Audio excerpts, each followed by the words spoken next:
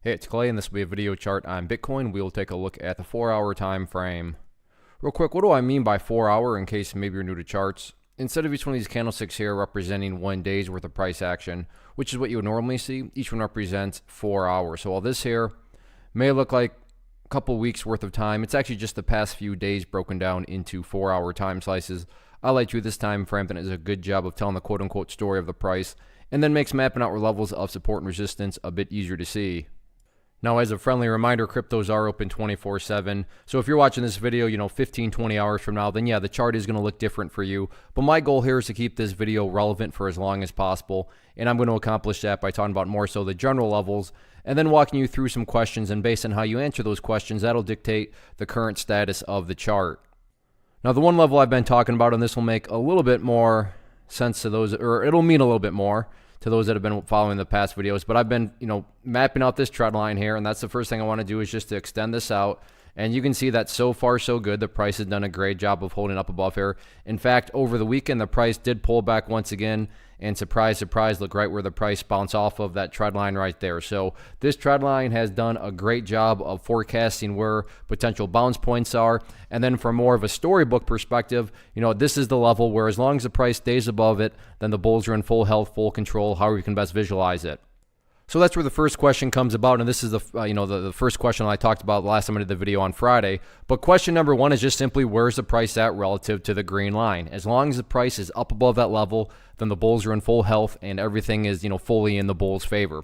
So that could imply that when you're watching this, like we'll say 20 hours from now, you're watching the video and maybe the price is down around the $4,000 mark. Sure, that's kind of a buzzkill because the price is pulled back, but when you take a step back and look at everything from more of a broader scheme of things, that would still have the price in the overall uptrend, because the price would still very clearly be up above that green line.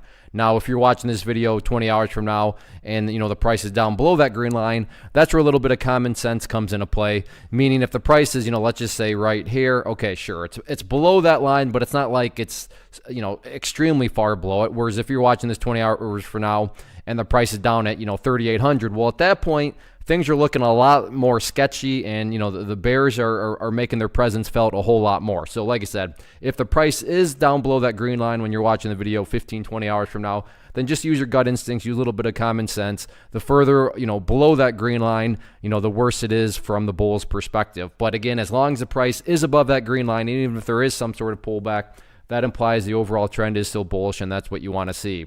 As far as levels of resistance are concerned, the key level to watch going forward is going to be right up here at 4,200, and that's, again, pretty commonsensical. If you're watching the video and you're saying, well, Clay, not only is the price up above the green line, the price is also up above 4,200. Well, that tells you that not only is the trend fully still in the bulls' favor, but the trend is actually gaining that much more power. So if the price does happen to be up above 4,200, that just is that much more bullishness for the current trend. So all in all, the chart continues to grind its way upwards, and keep an eye on that green line, and that'll help gauge whether or not the price is trending upwards or not.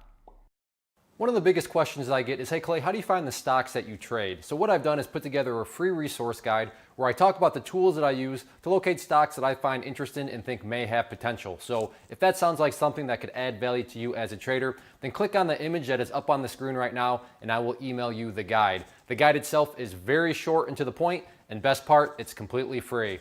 Thanks for watching the video. Let me know if you have any questions.